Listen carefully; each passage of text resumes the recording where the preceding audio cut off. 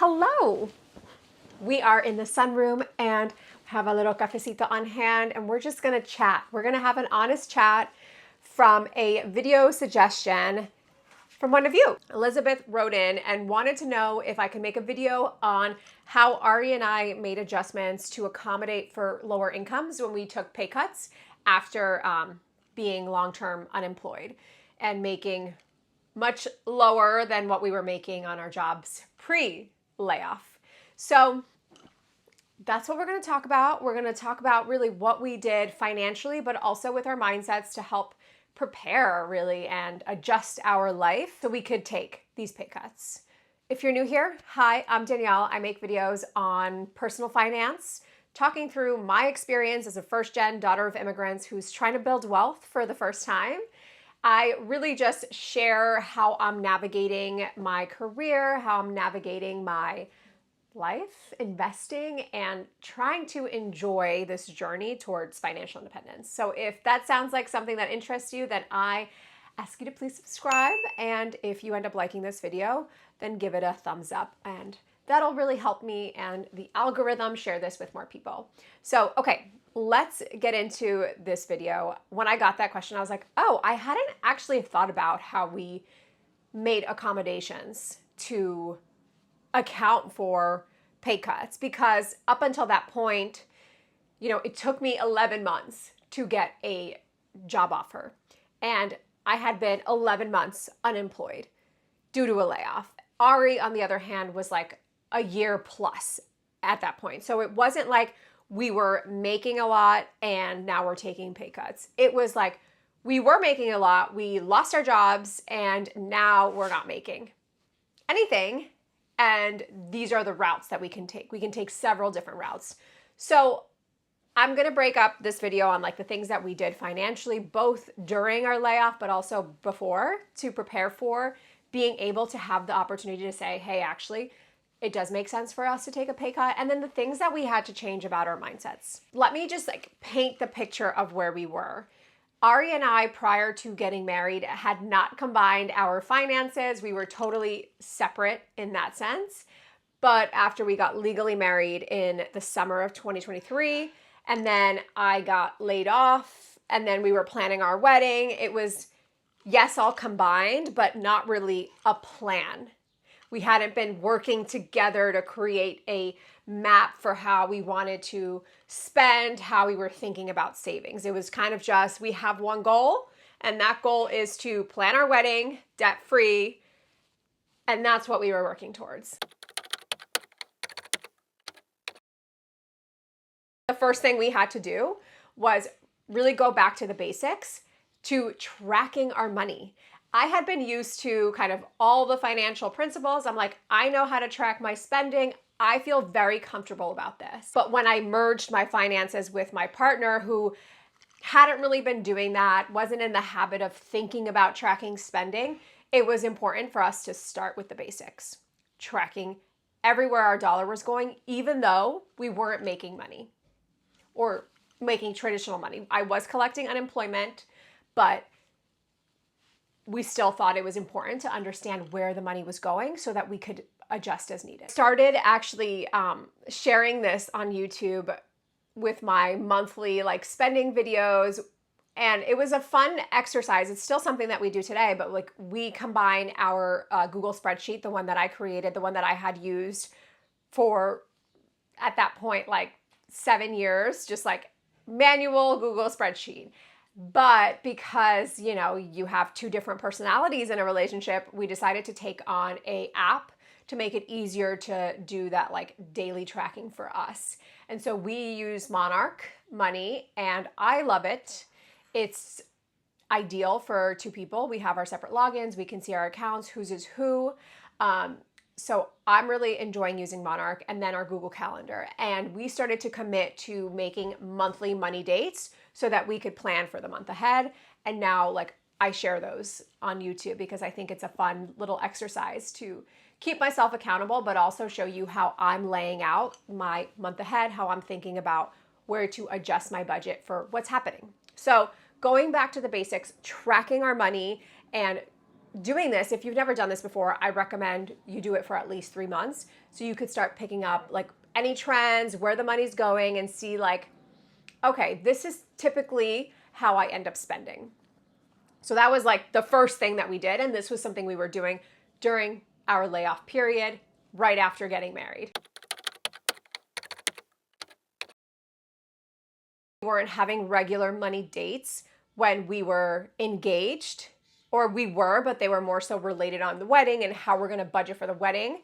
We were, though, talking about our finances. We were, though, thinking and preparing for what to do, what big decisions to make. And so for number 2, we were considering the big 3: housing, transportation, and food, right? We knew that the most impact that you're going to make is on the things that you spend the most amount of money on. And for many people, it falls under those 3 buckets. And at that time, when we made the decision to move in with the in-laws because we wanted to save for a house and really just not burn through our savings, since Ari was at this point unemployed, we were living in Brooklyn. We were paying about $2,700 or $2,500 a month for rent, and then the utilities and all that stuff. So we decided we have this goal by the end of the year to potentially buy a house. Let's move to the basement and save what we can. And so we made a really big decision to, as engaged people, move back home and live with my mother-in-law, with his mom, with his stepdad. And that was a big choice for us, right? Like, if we really wanted to make a difference with how much we were not using of our emergency fund, the housing was a big reason why we were able to be unemployed for 11 months, right? We cut down massively on things that mattered. And the things that mattered are those big 3 categories: the housing, transportation, and food. So I think that that saved us, because if we had still been renting in Brooklyn, possibly would have found a job sooner. I don't know. But I know that we would have been eating at our savings a lot faster. And then when it came time to, once we were in our roles for a couple of months and it came time to think about leaving the basement, we did consider, whether we should buy, continue living in the basement, or rent. And at that point, I was like, no, I'm ready to live on my own.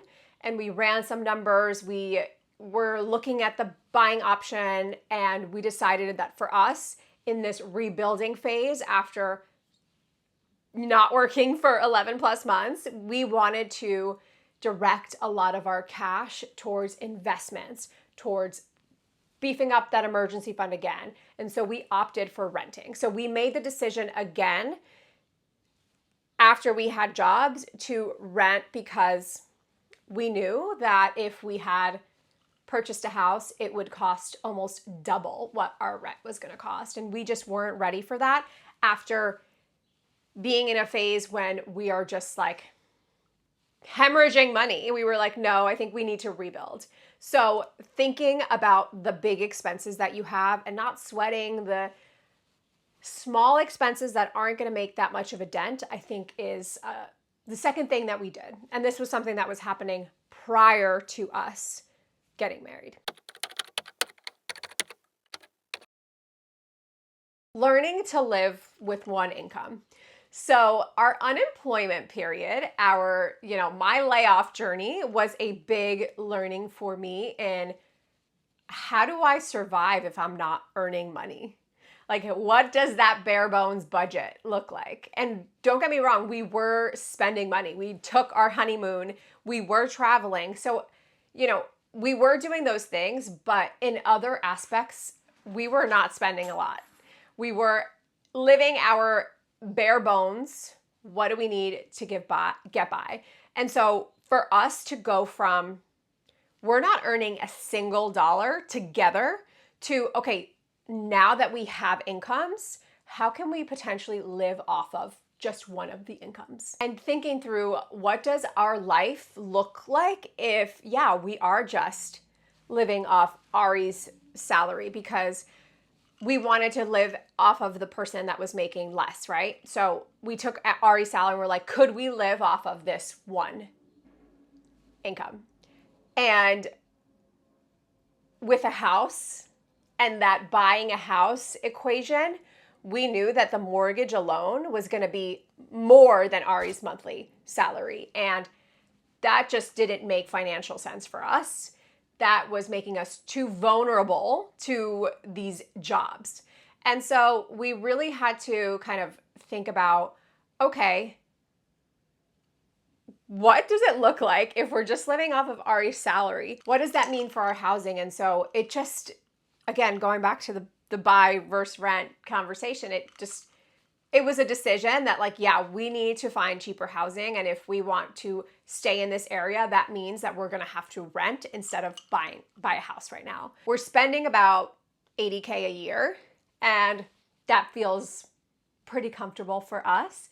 And as long as we can save and do something with the majority of our income, I feel better about the fact that, yes, we're not able to live off of one income, but at least we don't need that one income to cover just one of our expenses, which would be housing.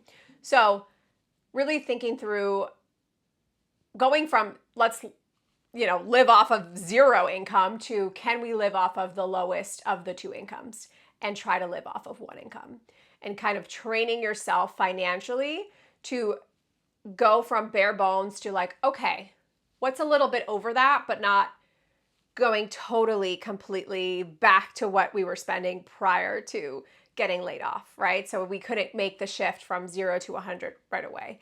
And I don't know that we were spending that much prior to our layoffs, but I know I at least was not thinking so closely about where my money was going as I am now, being more intentional with it. So yeah, challenging ourselves to live with just one income. And this was something prior to being laid off that we both were, and that was debt-free. We were both debt-free. I had paid off my student loans in 2019. And so I think without any debt, you do feel a little more flexible and you do have more options. The student loan debt wasn't there. The consumer debt was not there because the one thing that we knew and we were talking about during the wedding process is this wedding is not going to put us into debt. We are going to do this wedding debt-free. We are going to do this wedding at a budget that we can afford to pay for with the cash that we have. And we did it. We did not take on any debt for our wedding. There were a lot of concessions that I made. There were a lot of things that I, would have wanted a little more elevated per se, but I chose to do something within my budget over taking on debt to be able to pay for whatever it was that I wanted at the moment. So I think being debt-free and continuing to have that mindset of, I'm not going to take on debt because I want to have those options, because I know that being debt-free gives me those options, was a big piece to our ability to take pay cuts to start with, right? Like, yeah, if you're not making debt payments, you have more money to play with. Simple as that. And so we knew that already, and we made it a priority to make sure that anything that we were doing was with that in mind, right? Even when it came time to our honeymoon, we went back and forth about whether we should take a honeymoon, whether we should wait until we have jobs, and ultimately landed on, no, we should take our honeymoon. Yes, it sucks that we're not making money. Yes, it sucks that we're going to spend money that we could be using to live, but like, we're not working. This is 10 days that we can go without having to ask for PTO. Like, let's do it. We have the cash, and let's just stay within that budget. And we did. We went over like, I don't know, $100. You can watch that honeymoon breakdown video, but we were super intentional about like how we were planning things so that we wouldn't go into debt to take on that trip, to get married, to have a wedding. Okay, moving on to the mindset piece, because I think if you need to know anything about personal finance, is you cannot ignore the emotional, the mindset piece to how you make money decisions, to the decisions that you make. That is all very much tied together. What you do with your money could be saying something about how you're feeling, about what you believe is true. So I think the mindset things and the shifts that we had to make in order to be able to take pay cuts. This was only going to be a chapter in our money journey. And that was important to know because when I took my first job offer after being unemployed for 11 months, I knew it was not perfect. I knew that there were things that I didn't like about the offer, and I had some reservations. But I also knew that I had been unemployed for 11 months. I hadn't been performing well in interviews because at that point I was like giving desperate vibes. I knew that. And so I told myself, knowing that the job market is shit right now and that I am not the strongest candidate anymore because sadly, recruiters, I think, start seeing 11 months gap, like what's going on, must not be the hottest candidate on the market. I knew that. And I also knew that when you are looking for a job while employed, it is easier to find a job. I knew that this first job after my layoff was going to give me a launch pad into what I needed to do after that. This wasn't going to be the end of my career journey. So I took the offer. But I told myself this is not forever. This is just temporary. A temporary pay cut on my end because I wasn't making a big career change. Ultimately, I did get a new job, and it's the job that I have now, and it is paying me significantly more than I was at my last company doing the same job title. So again, I had to remind myself, this is only temporary. This is not a permanent change. I can determine how much I make because I know what I can be making. And so I think that that was a helpful thing, at least for me, to change my mind about. I didn't want to be like, oh, yeah, I'm always going to be at this range. Like, no. I knew it was what I needed then, and I knew that it came at a time when I needed it most. But it wasn't permanent. Realizing that financial freedom wasn't just about a number on a spreadsheet, a number in your Monarch account net worth page, but in fact, it's about your dependency to need things, to want more things, to always get the next promotion, to always be chasing the higher pay. I think that was something that I especially needed to realize. Up until that point, I had been always thinking about the next thing as like, is it going to make me more money? If it is, that's all I care about. And when I got married, when I combined my finances with my partner, I had to realize that maybe that was something that I could do and that I was driving me. But now that I had merged my finances with my partner, now that I had been part of a household, like we are our household, I couldn't make those decisions for both of us. Sure, that's what might motivate me, but at the end of the day, both Ari and I prioritize mental health over a job and the salary that it provides. And I had to remind myself of that. And I had to remember that at the end of the day, like, it doesn't matter if I'm making a lot of money, but I hate what I'm doing every day. It doesn't matter. And I think that's what allowed us to be able to have Ari go into a different career path, because we knew that he didn't like working in tech. We knew that he was miserable at a desk job. And so why would we have him go back to that if he's only going to be burnt out and want to leave within the first 3 months, right? Why not go somewhere where you're going to feel more fulfilled? You're going to be excited about work. You're going to have a longevity in your career. even if that means it is going to be paying you less than you were making before. And so I think it was that going back to our values, thinking about what do we care about? What do we want to prioritize? And for us, it was being happy and taking care of our mental health. And we knew that this other path that he was going on wasn't going to do it for him. So let's try something new. We could only do that because we were debt-free, because up until that point, we had already been investing. I think it would have been a harder thing for us to do had we had a lot of debt already, had we needed to be paying off bills and had a mortgage. So I think all of the financial things that I mentioned help us realize that financial freedom for us also meant prioritizing our mental health and thinking through the longevity of our careers and not just like that next job that's going to pay us a lot to be able to save for a small amount of time. We had to shift our mindset on was thinking that we are doing this boring monthly money date to come up with an annoying budget that's going to keep us like spending minimally. Reframing budgeting. It is not a budget. It is a different way of living. We are now being really intentional about where our money is going, and it's helping us spend where our values are.